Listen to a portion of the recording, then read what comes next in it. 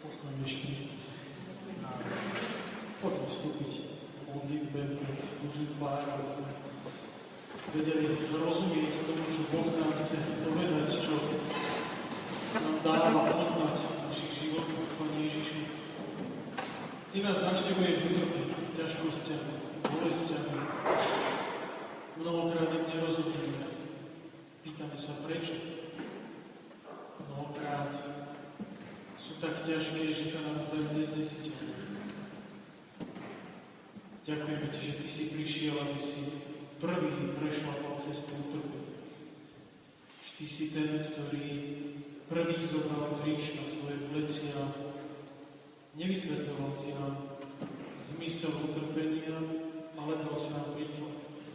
Ďakujeme Ti za svätého Františka, ktorý nasledoval Tvoju cestu kríža, ktorý na svojom tele až do krajnosti precítil utrpenie, ktoré si Ty prežíval na kríži. Daj nám silu, aby sme nie rozumom, intelektom, ale srdcom a vierou dokázali sa postaviť pred tajomstvom utrpenia. Aby sme utrpenie brali ako nástroj Tvojej lásky k nám. V tom veľkom tajomstve, v tej veľkej nádeji. Nebeská Matka sedí bolestná, Ty nás veď, ochraňuj a sprevádza. Pod Tvoju ochranu.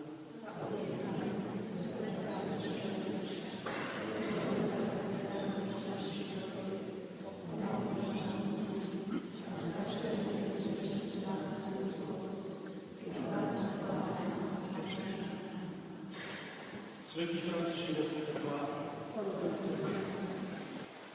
Som Bohu vďačný v prvom rade, že ste prišli. A je to, že nám to vyšlo akurát v pôste, posledné stretnutie pred Veľkou nocou, pred Veľkým týždňom, aby sme sa rozprávali a zamýšľali nad utrpením ako takým. Utrpenie je jedinečnosť kresťanskej viery. Žiadna iná viera nemá ako vzor, cieľ, znak, utrpenie, kríž, iba kresťania. To je zaujímavé. My veríme Bohu, ktorý zomrel na kríži. A v tom je naša sila, ako hovorí svätý Pavol. Teraz by som vás rád by som vás doviedol do života svätého Františka a chcel by som vás previesť tými poslednými rokmi jeho života, lebo to utrpenie, ako sa blížil k Bohu, k tomu zjednoteniu, ako je to tam ten malý podnadpis, ako sa blížil k zjednoteniu k Bohu, tým viac tak. Takže ak ste prišli si nechať vysvetliť utrpenie, tak ste zlá. Čím budete svätejší, tým budete viacej trpieť. Tešíte sa, čo? Ale je to tak. Očakávame utrpenie v našom živote. Ak nemáte utrpenie, ak nemáte ťažkosti, ste na zlej ceste. Poďme na to. Svätý František ku koncu života on z toho profesného a profesionálneho hľadiska prežíval vrchol. To bol úspešný človek. Keby sme to zobrali tými merateľnými faktormi dnešnej doby, tak to bolo niečo. On za pár rokov vybudoval veľkú korporáciu, firmu, ktorá mala neuveriteľné veľa členov. A boli húfy ľudí, ktorí sa pridali. A to bol prvý rád, už tam bol druhý rád, boli už klavisky, už tam boli lajci. To bolo more ľudí. Na Rohoškovej kapitule 3000, čo? 5000 ľudí. To bolo koľko rokov od založenia? 1219 bola Rohošková kapitula a on zo sveta odišiel 1200. 16 rokov. Za 16 rokov 5000 ľudí. To je niečo úžasné. Svätý František má úspešný život. On to vidí. Že ten jeho život, to ako Boh k nemu hovorí, že fascinuje ľudí a že je to za ním. A je to skutočne, toto je fotka so svätým otcom Benediktom františkanskej rodiny. Ale vtedy to tak vyzeralo, keď sa oni stretli, tak to musel byť taký uspokojujúci pocit svätého Františka, že Pane Bože, tak toto si mi poslal. To je skvelé.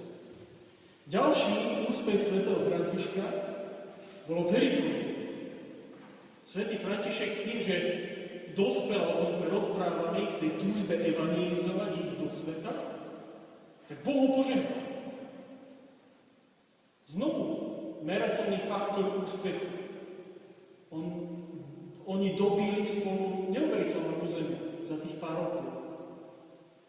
Oni boli v Svätej Zemi, v Sýrii. Ja som len niektoré, aj pretože som sa Kuba nestihol spýtať, kde všade boli, aby to lepšie povedal.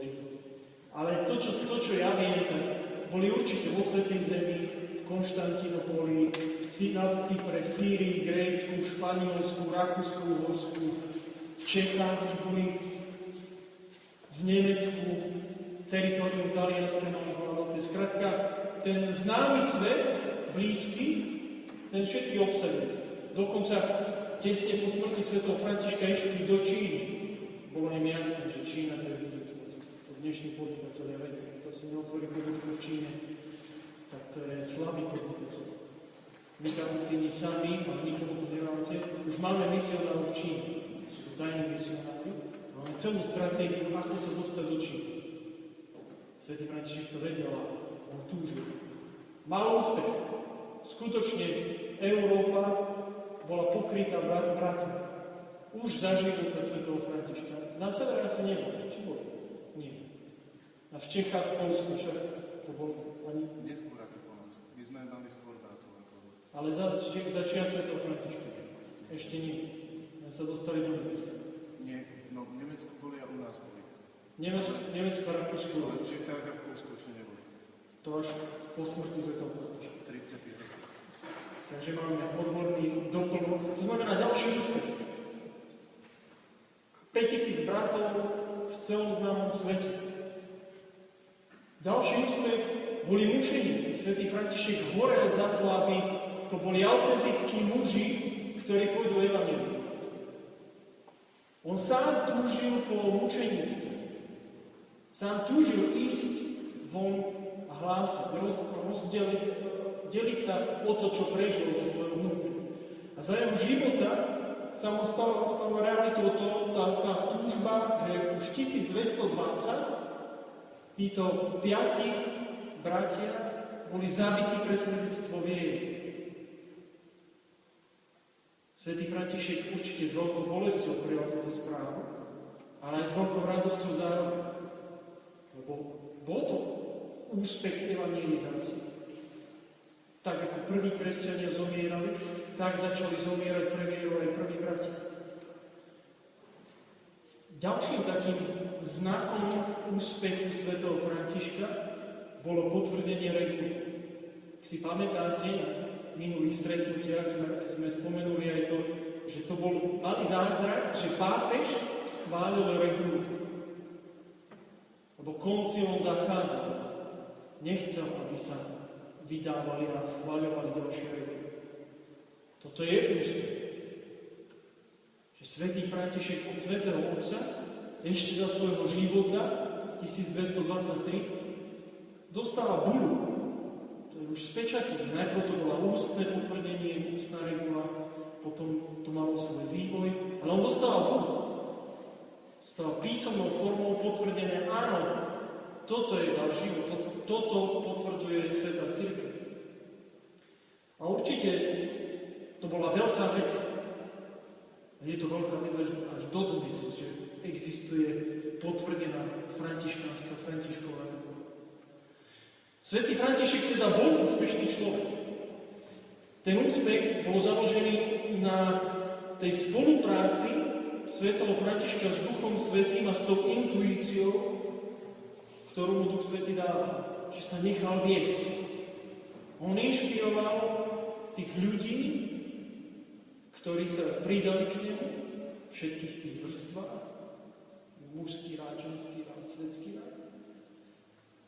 Fascinoval cirkevnú hierarchiu, ktorá obdivovala pre tú jednoduchosť, fascinovala vrchnosť civilnú tých panovníkov.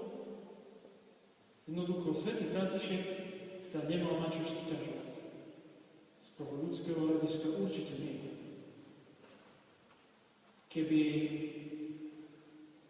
bol svätý František podnikateľ s takýmito úspechmi, tak ho určite dajú do top 10. Na tú dobu určite. Ako svätý František prežíval tento úspech? Alebo povedzme toto našou rečou, toto Božie požehnanie, lebo to, čo sa okolo svätého Františka dialo, bolo ovocie Ducha Svätého a bolo prejavom Božieho požehnania na svätom Františkovi. Ako to prežíva svätý František? Poďme sa pozrieť na jeho vnútorný svet. František a úspechy, ktoré má. Je pravda, že videl to množstvo bratov, ktorí za ním idú. Ale svätý František bol proti tomu, aby rád prijímal toľko bratov. Nechce. Svätý František videl ten počiatočný zápal bratov, tú hrstku jednoduchých mužov, ktorí opustili všetko a išli za Kristom. V jednoduchosti, zbožnosti a v prostote. A on vidí, že ten húf mužov, ktorí prichádzajú, oni už nemajú ten prvotný zápal. Aspoň nie všetci. On vidí, že to už nie je to malé bratstvo, ktoré je stmelené a ktoré ide tým rovnakým smerom.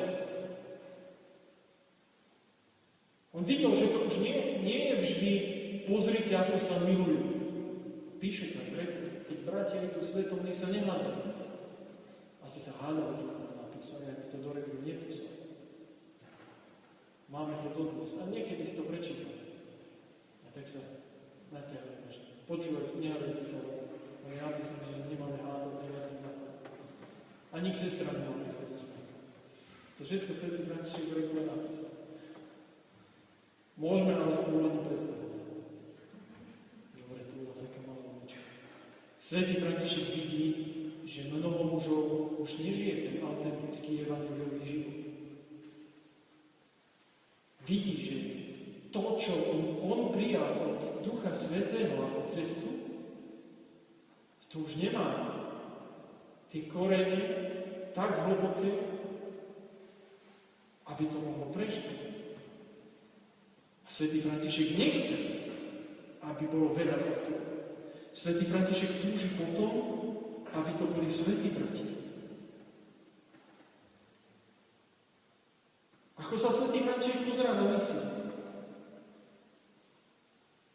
Svätý František vysiela a chce, aby išli ohlasovať. Ale sám nemôže ísť na misiu. Keď sa chystá do svätej zeme, tak vtedy za ním prídu tí jeho najbližší a hovoria mu, že kde ty chceš ísť? Pozri sa na tých bratov, ktorých máš okolo seba. Pozri sa na tie rozpory, ktoré sú. Ako sa nevedia zjednotiť. Ty chceš ísť do svätej zeme. Nech je to aj najzbožnejší úmysel ako neodporúčaný. A svätý František sa pokúša. Boh ho vracia. Až na niekoľkýkrát sa to podarí, že nakoniec zverí rád bratovi, ktorému dôveruje a ide do svätej zeme. A stáva sa tam tá veľká vec so sultánom. Ale keď sa vráti, tak nachádza rozhádaných bratov. A oni mu hovoria, no vidíš, ty si bol preč, ale ono to tu bez teba nefunguje. A svätý František je v tom rozpore, že on túži ísť na misie, túži to Božie, cíti to Božie volanie vo vnútri ísť a zároveň okolnosti a veľkosť rádu mu hovorí, ak si predstavený rádu, je dôležité, aby si viedol rád a nebol misionár. Tento vnútorný rozpor svätý František nesie veľmi ťažko. Prestáva akoby rozumieť tomu Božiemu hlasu. Aby toho nebolo málo, tak nastávajú problémy aj v tých osobnejších vzťahoch. Bratia, tí najbližší spolupracovníci, my, ako to my hovoríme, stratia regulu. Píše pravidlá pre bratov, to, čo cíti v srdci, že tu ma Boh doviedol, takto chcem, aby ste žili, aby sme žili spolu. A bratia to odmietli. Natvrdo mu stratia regulu. Je možné stratiť regulu? Asi nie. Je to veľký prejav toho nepochopenia a nedôvery bratov voči tomu, čo svätý František vkladá do budúcnosti rád. Až neskôr musí znova sa utiahnuť a prepísať regulu, aby bratia ju potom zaniesli pápežovi a pápeža ju potvrdil. Tá potvrdená regula, to, čo sme videli ako veľký úspech, to veľké znamenie Božie v tej nemožnosti mať novú regulu, svätý František prechádza veľkým útokom. A tá naša dnešná regula, môžeme to povedať spokojne, myslím si, že je kompromisom. Je? Ako význam? Určite nie je s Františkom ideálne. Že tam svätý František to musel okresať tú svoju hĺbku, tú svoju túžbu. Takže Janko hovorí, ako Františkovo, že ten duch reguly František udržal. Jakub Rafal ako kritik tej histórii hovorí, že ho musel okresať. Že je tam ten zázrak. Toto je veľmi dôležité si uvedomiť to, čo svätý František prežíva aj voči regule tej, ktorú bratia stratia. Určite je tam vidieť v tom finálnom texte zásah viacerých redaktorov. O jednom určite vieme, a to je kardinál Bugolin Diseni z Ostie, neskorší pápež Gregor IX, ktorý patril medzi priateľov ako aj takých kolektorov svätého Františka a jeho diela, ale v zásade tá regula rešpektuje tento jeho ideál úplne, ale tá formulácia je teda priateľnejšia pre kultúry. František sa vyjadroval ako takým vychválejším tónom, tak by som povedal, to môžeme vidieť v tej tzv. Nepotvrdenej regule, ktorá je taká živšia, temperamentnejšia. Takže keď si to zhrnieme, svätý František 2 roky pred svojou smrťou prežíva nepochopenie, neprijatie. Pre bratov sa stáva síce živou relikviou, oni si ho už uctívajú ako obrovskú svetosť, ktorá chodí medzi nimi. Ale mnohí ho už neberú ako vzor, už ho nepočúvajú v tom smerovaní, v tej hĺbke. To je veľká bolesť, ktorú svätý František prežíva. A vidí, že mnoho bratov už nežije podľa tej radikálnosti evanjelia. Že už nenasledujú do dôsledkov to evanjelium tak, ako to on cíti, ako to on chce. Takže pri tom veľkom úspechu on prežíva zároveň ten veľký vnútorný rozpor. Ako sa k tomu postaví svätý František? Myslím si, že môžeme to tak pomaličky začať prenášať aj do nášho života. Na jednej strane každý z nás má určité úspechy, na druhej strane sa stretávame s veľkým nepochopením, možno neúctou. Toto je väčšia bolesť ako telesná. A to nepochopenie, neprijatie. Ako sa k tomu postavil svätý František? Vôbec nehovoril. Svätý František v tomto vnútornom rozpoložení sa vzdáva obradu predstavenia. To ako to nejako hovoril. Jednoducho už vidíš. Ja si s tým neviem rady, bratia, prosím vás, zoberte niekto zodpovednosť na svoje pleci.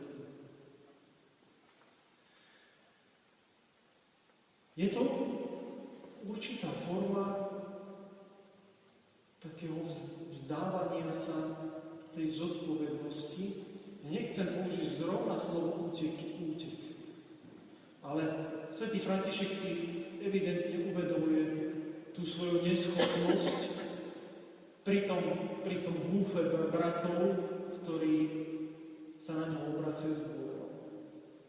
Ďalším takým prvkom tohto obdobia svätého Františka je, že vyhľadával ústranie. On ju vyhľadával vždy. To ústranie a samotu vyhľadával vždy. Ale ako náhle začal ho Boh skúšať týmto spôsobom, čo sme si opísali, tak je vidieť, ako svätý František zintenzívňuje askézu a uťahuje sa viacej k tej mystike. Akoby tá odpoveď na nedôveru bratov bolo, že len Bože, Ty mi vieš odpovedať, len Ty ma môžeš rád. On sa utieka k Bohu. Hľadá ten tá mystika, to je ten hlbší dialog s Bohom. A ten chce nájsť práve v tej samote.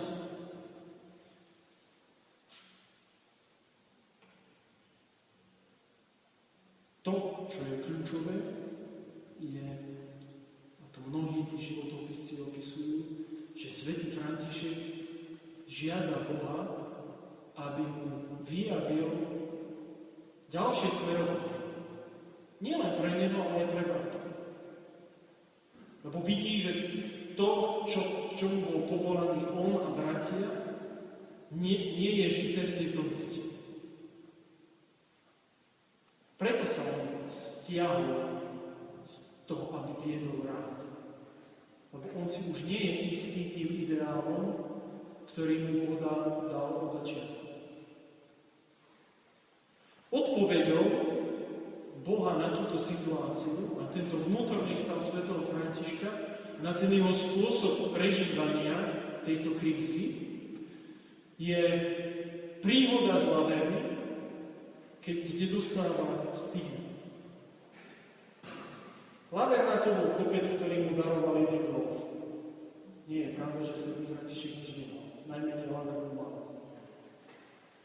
Ale vraj to bol, nie práve, aj dodnes je taký neúrodný kopec, plný trhlín, ako žiaden nejaká výnosnosť dreva by tam asi nebola. Takže ten grof mu to dal preto, aby sa tam mohol utiahnuť v modlitbe.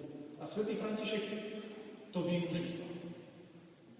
Utiahol sa na miesto, kde nemohli prísť ani bratia. Bola to taká strž, cez ktorú si prevalil pník a po tom pníku sa dostal do úplnej samoty. Len brat Leo, nie náš, brat Leo, mu slúžil, nosil mu vodu a jedu. A on mu prikázal, že vieš čo, Leo, nechoď ku mne, ak ti to nedovolí. Kým ti neodpoviem, tak nechoď. Lebo vtedy som modlil, vtedy som s Bohom. Jednoducho chcel byť sám. Chcel tú ťažkosť života, tú ťarchu tej situácie prežívať s Bohom. Leo nebol veľmi poctivý strážnik, lebo on sám hovorí, že mnohokrát, keď mu aj neodpovedal svätý František, že sa išiel pozrieť, alebo že sa o neho bál. A vďaka tomu máme zachytené aj tie mystické vytrženia, ktoré tam svätý František prežíval.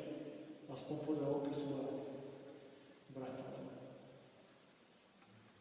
To, čo sa stalo na Laverne, opísané to je ako serafín, ktorý mu zraňuje srdce, ruky a nohy a vlastne odtláča rany umúčeného Krista. Odpoveďou na to utrpenie a neistotu svätého Františka je pečať Kristových rán. Boh vždy odpovedá na utrpenie tým, že trpí s nami. To zranenie, ktoré svätý František až do smrti, tie stigmy, ktoré nesie na svojom tele, to nie je znásobenie utrpenia. Ale Ježiš mu hovorí, že ty ideš mojou cestou. To, kde som ťa doviedol, je správne. A teraz chcem, aby si trpel so mnou. Preto mu dáva tie isté rady. Svätý František sa náverne so stigmami stáva živou modlitbou. Zaujímavé ešte jeden veľmi silný moment, a to je to, čo sa stalo po Lavere. Čo si myslíte? Čo zažil svätý František voči bratom a voči tejto situácii po stigmách, ktoré dostal? My by sme asi predpokladali, že by ten človek mal ísť a povedať: pozrite sa, Boh ma potvrdil. Boh potvrdil, že som mal pravdu. Boh potvrdil, že to, kde som vás doviedol, je správne. Svätý František až do smrti skrýva svoje stigmy. Berie to ako veľmi osobnú vec. Veľmi málo ľudí videlo Františkové stigmy. To potvrdenie je potvrdenie Františka vo svojom vnútri. A prejavuje sa to tak, že svätý František vychádza z tej samoty, z toho uzavretia a znovu naberá tú túžbu ísť medzi bratov a znovu naberá túžbu viesť ich k tým ideálom, ktoré zažil, k tej skúsenosti. Znamená, že Boh ho privedie cez to utrpenie do samoty, tam ho premení cez utrpenie, to zjednotenie sa s Kristom a vracia ho plnohodnotne medzi bratov.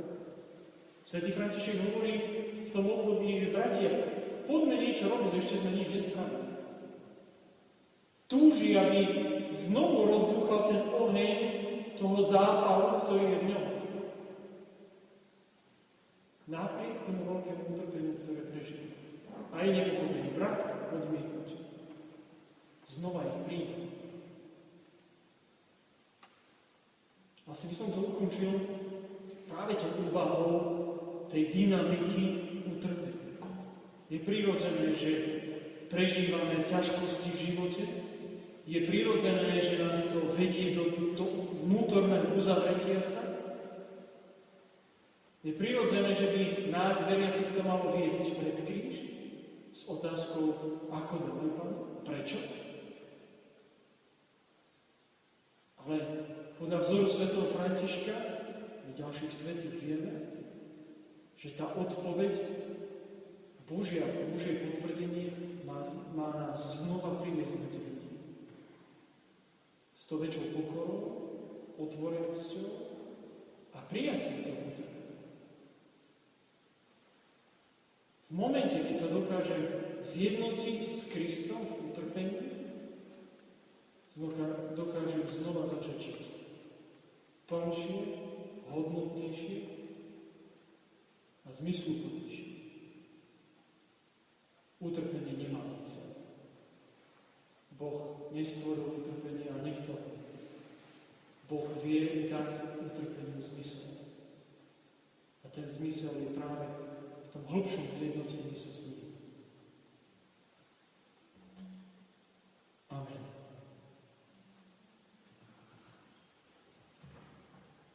Ako vždy, presne 30 minút.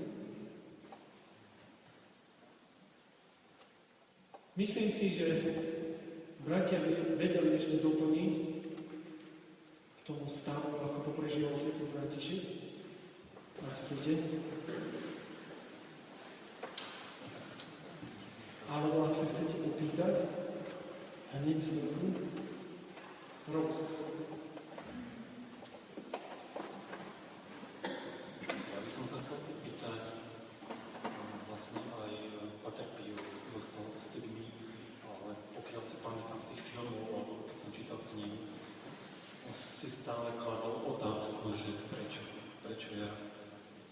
musel dokazovať, že sú práve tie stigmy. Chcem sa opýtať, že či František ako musel nejakým ľuďom alebo predstaveným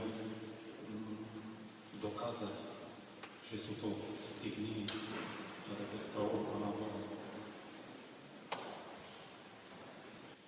Páter Pio, on tiež ukrýval stigmy, akorát, že sa to nedalo, lebo žil trošku neskôr ako svätý František. A teda tá veda, medicína bola veľmi zvedavá na to, čo sa deje. A bola tam aj veľká nedôvera voči Pátrovi Pio. Takže svätý Páter Pio musel nechať študovať svoje rany, ale to robil vždy len pod poslušnosťou a s veľkou nechuťou.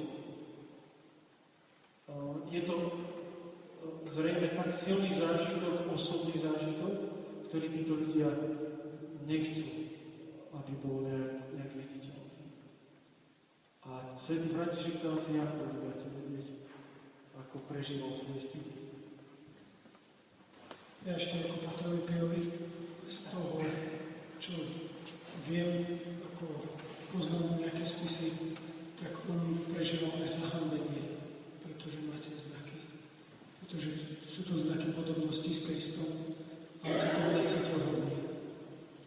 A prosil Ježiša, aby ho zbavil tých znakov. Myslím, že pre Františka ako tá odpoveď na jeho tápanie, to bolo tiež takým zahambujúcim znamením, že Boh videl, Boh poznal a František to možno bral ako svoju malú dôveru, ale zároveň v tom videl tú veľkú Božiu lásku. Myslím si, že ten moment zahambenia, to by som u obidvoch videl. Ja by som doplnil túto reláciu skutočnosť posmrtnú, a síce to, že viete, že Pátrovi Piovi tesne pred smrťou stigmy zmizli. Už v procese svetorečenia svätého Františka, ale máme teda oprisiaľné svedectvá ľudí, ktorí po smrti svätého Františka videli tieto stigmy. Dokonca sa slávny maliar Giotto di Bondone bol členom 3. rádu, keď maloval 24-ročný baziliku svätého Františka, tak jedna z tých fresiek hovorí práve o tej verifikácii, posmrtnej verifikácii Františkových stigiem. To znamená, že po jeho smrti, a sú teda domienky, že teda pokiaľ František bol videný, aj keď jeho telo v roku 1228 vyzdvihli z hrobu kostola svätého Juraja v Assisi, preto aby ho po svetorečení preniesli na súčasné miesto, tak jeho telo nebolo rozpadnuté a nebolo vidieť.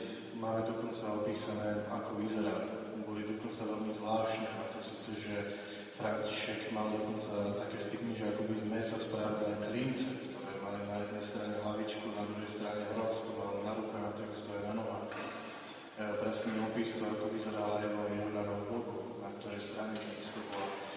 Takže určite, že týmto Pán Boh niečo chce povedať. Je to také zvláštne tajomstvo, nad ktorým môžeme špekulovať, alebo sa modliť. Takže to je ešte aj k tomu.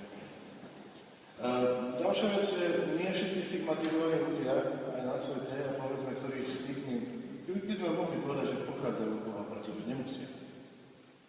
Môže si to človek spôsobiť niekedy sám, môže si to spôsobiť, ale môže to byť spôsobené svojím duchom. Hej? Čo sa týka stigmy Pátra Pia, tak doteraz niektorí špekulujú, či to bolo tak celkom z Pána Boha. Vo Františkovom prípade tam nemáme pochybnosti vďaka zvedavému a neposlušnému bratovi Levovi, ktorí videli o stigmatizácii.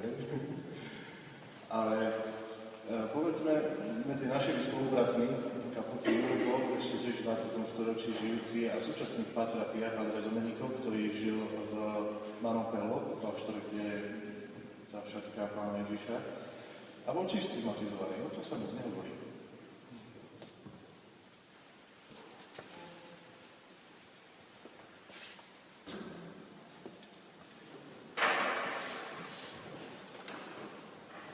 Tie viditeľné znaky určite sú fascinujúce, ale majú oveľa hlbší význam, ako je len ten zázrak alebo ten úžas, že človek má tie otvorené rany pre sa nehodí.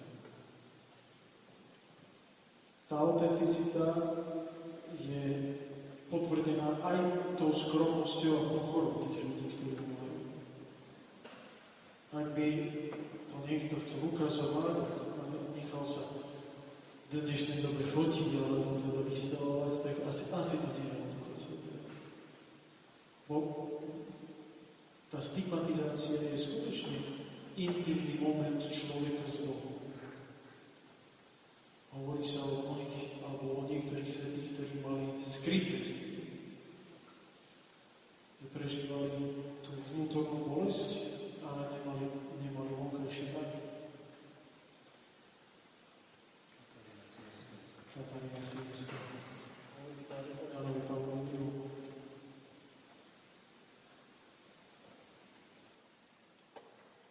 Tu by som otázka bola, že či prežívali bolesť. Ako to prežívali títo ľudia. Tu by som zobral za napríklad Pátra Pia, lebo od neho máme čerstvejšie a také autentickejšie svedectvo, nakoľko svätý František žil pred 800 rokmi. A on bol veľmi nervózny, keď sa ho na to pýtali. Novinárom, doktorom hovoril veľmi jasne, že no skúsi ty prebiť ruky a nohy. A opisoval to Páter Pio, že ho to boli neustále a niekedy tá bolesť je ešte väčšia.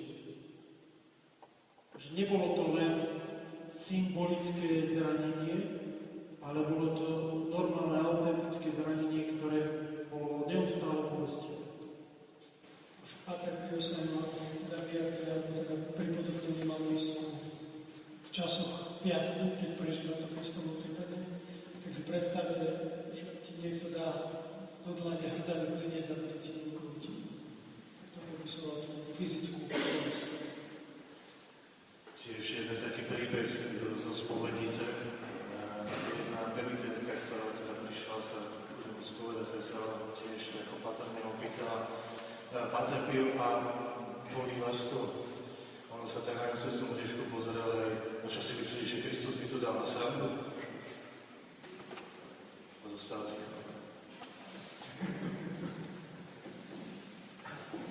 To je ešte tá príroda, že jeden novinár ho mal ohovárať, že si to sám sugeroval tie stigmy.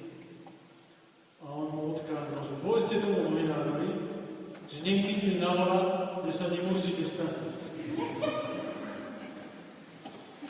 Že Páter Pio bol dosť taký energický človek. A pekne to vysvetlil. Tým ľuďom niekedy, aby ich nemal rád.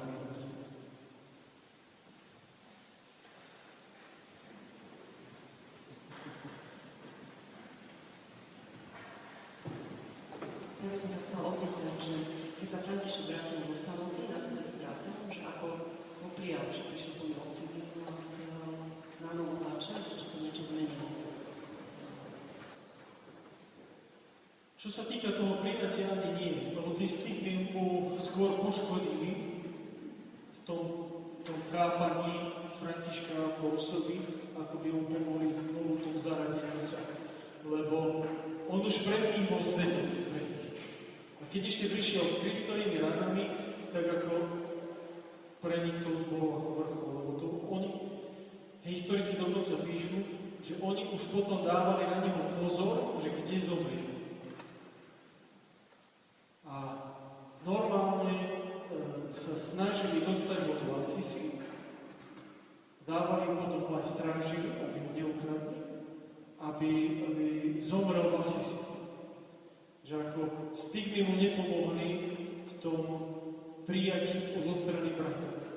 Stigmy pomohli svätému Františkovi prijať brata.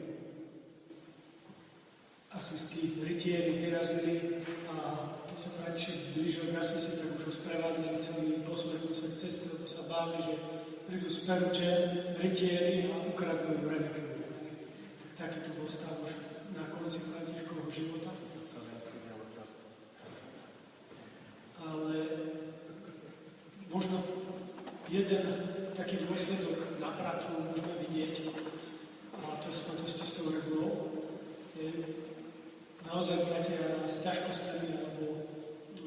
stále sa mi zdala Františkova regula nie to, čo si už to množstvo bratov nejako predstavovalo organizačne.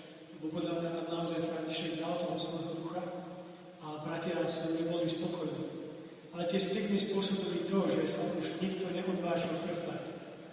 A tak regula si na nejakú dobu upevnila svoju pozíciu a bratia nejak sa pokúšali nájsť nejakú spoločnú dohodu, ako to žiť.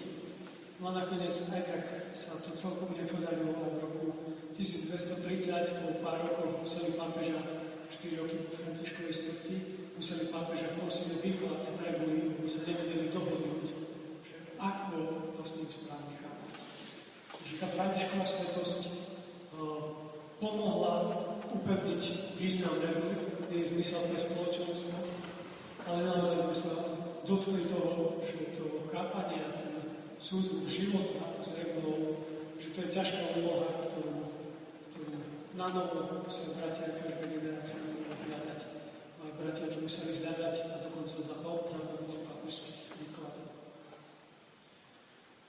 Hovoríme iba o regule, ale zabudáme na jeden veľmi dôležitý dokument, ktorý sám František vnímal ako jednoznačné povzbudenie na to, ako chápať slova regula, to bol jeho vlastný testament.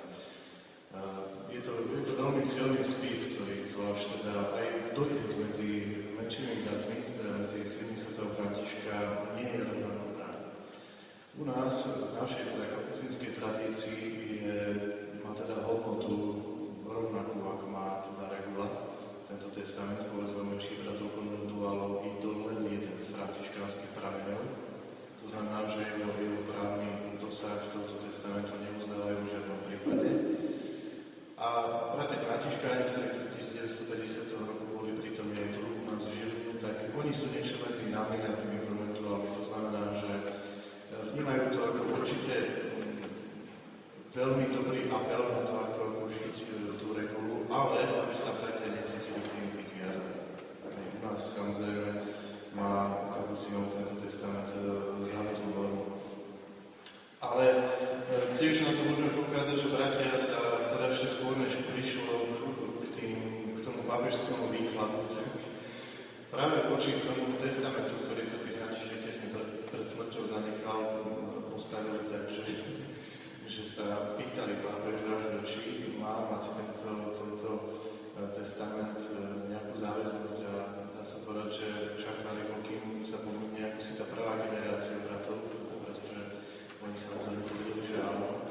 No ale títo bratia, to sú z tých prvých pápežov, prekonaného hlavne svätý František sa zaviazal, že nebude nič vlastní. To znamená, keď nie je vlastníkom ničoho, tak nemôže zanechať ani testament. No a tak pápeži na to naleteli a preto potom aj medzi, dá sa povedať, že tie prvé konflikty vnútri spoločenstva menších bratov, teda synov svätého Františka, boli práve aj na základe prijatia toho, ako sám František, čo odporúčil bratov. Takže on mal tú starosť ešte pred koncom svojho života na to, aby sa tomu jeho životu a jeho osobnom príkladu, ktorý zanechal bratom a zanechal aj prostredníctvom tá regula, aby sa tomu rozumel správne.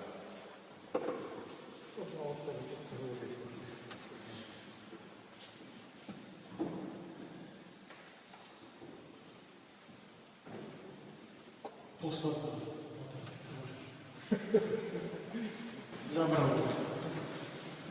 Ja by som sa chcel vrátiť pred týždňom, sme rozprávali o Eucharistii, o jej príjmaní, uctievaní Eucharistie. A práve som sa tak dozrel, že opýtať sa o zneužívaní Eucharistie, o príjmaní Eucharistii, hriechu.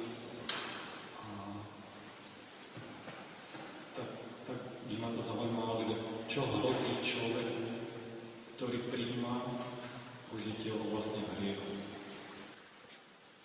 Sväté písmo to hovorí jednoznačne, že si pije a prijíma a je vlastne zatratenie. A tam je to veľmi nekompromisné, lebo svätý Pavol to píše, čo?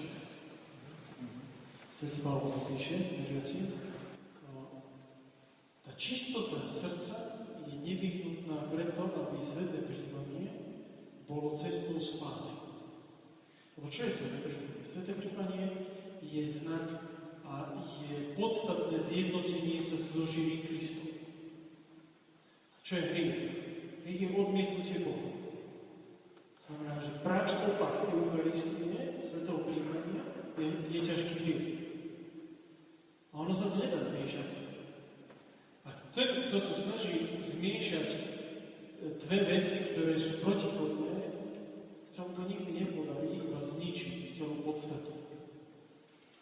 Preto cirkev hovorí, že kto chce príjmať Eucharistiu, musí byť v milosti posvedzujúcej, to znamená bez ťažkého hriechu, a odmietať aj náklonnosť na hriech, aj na ľahké. Inak sa nedá zjednotiť s Bohom. Ten, ktorý to robí, ako z toho morálneho hľadiska, to znamená z toho učebnicového, si pije a je svoje zatratené. Samozrejme, že Pán Boh vidí do srdca a on vie, prečo to ten človek robí a kde má poznanie. Podľa toho bude Pán Boh k nemu aj pristupovať. Preto je možné, že niektorí kňazi sú milosrdnejší a iní sú menej kompromisní v tejto veci. My kapucíni vieme, že máme tam veľa povšetných a že Božie milosrdenstvo je skutočne veľké. Takže tá naša snaha je vždy toho hriešníka priviesť k tomu, aby si uvedomil tú ťarku toho vzdialenia sa od toho, ťarku hriechu. Závažnosť hriechu. On to vyzerá tak učebnicovo to vyzerá tak zle. Zomrieš ťažko hriechu, pôjdeš do piekla. Ale v realite je to ešte horšie. Predstavme si, že hriechom, ťažký hriech nie je hriech zo slabosti. Ťažký hriech je vedomé odmietnutie Boha. Rozhodnutie sa, že Pane Bože, ja viem, že toto je zlé, ale toto je moja pravda. Ja to takto chcem. To je ťažký hriech. A keď ja prídem pred Božiu tvár, tak jednoducho čo? Zmením rýchlo názor? Že Pane Bože, no tak teraz som to už pochopil, vieš, no ja som to tak nemyslel. Že Boh je dôsledný vo výkone slobody. Dôsledný. Boh nikdy nemení názor. Preto aj pre spásu je veľmi dôležité mať čisté srdce. Lebo keď Boh nemení názor, on to očakáva aj od nás. To rešpektovanie tých našich rozhodnutí sa, teda aj čo sa týka hriechu, je preto také nekompromisné. A Boh je nekompromisný, lebo je verný sám sebe. Boh nikdy nepovie, že si to tak nemohol myslieť. Ale Boh nás berie vážne. Skúsme sa aj my sami sebou naučiť. Teda neviem, či ste minulý týždeň hovorili.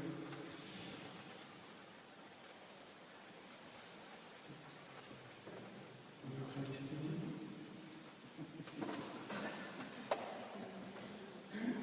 Ale myslím si, že Duch Svätý, ale neviem, ja dúfam, že som tam dobrý. Toto je skvelé. My sa veľmi málo medzi sebou rozprávame, čo kto bude hovoriť. A mnohokrát tak ďakujem Pánu Bohu, kto doplňuje Duch Svätý.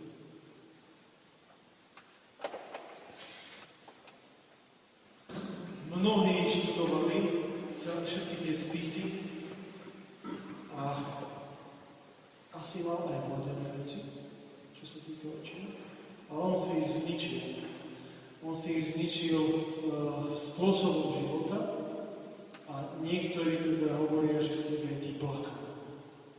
Že plakal toľko, že tie slzy mu zničili oči. Mám takú brožúrku v izbe, kde tam je opísané, ktorý to opisuje, ale nevedel si to presne. Ja si tiež nepamätám presne, koľko mal sa tých František formov, ale bolo to myslím, že viac ako 40. No. Je to zaznamenané pri tých rekognoskáciách jeho kostí, tak sa lekári na to sústredili a proste ako došli na to. Takže on bol určite človek, ktorý si aj tým tvrdým pokáním sám privedol veľmi veľa tým, že žil v pôstnom spôsobe života, veľmi aj veľa vitamínov chýbalo a tak ďalej. Takže asi jedno z druhým, no tak. Ale môžeme sa na to pozrieť aj lepšie, verím, že sú zaznamenané aj tie vyšetrenia, kde vám to môžeme poskytnúť aj teda jeho choroby aj uvádzame, čiže viem, že to existuje, videl som ten zoznam, ale musel by som možno na literatúre hľadať. A je samozrejme pravdepodobnosť, prečo to ako vzniklo, a to, čo povedal Krišpín, tak myslím, že sedí tiež okrem iného, samozrejme. To bol človek, ktorý bol zázrak vôbec, že sa dožil toho veku, ktorý sa dožil teda necelých 45 rokov.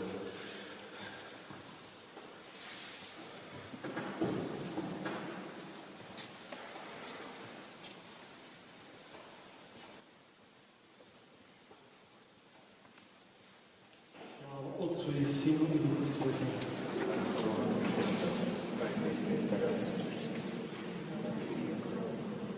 Pán s vami. Nech vás na príhovor svätého Františka sprevádza a ochraňuje Boh vo všetkých vašich utrpeniach, mene Otca i Syna i Ducha Svätého. Iďte, Bože.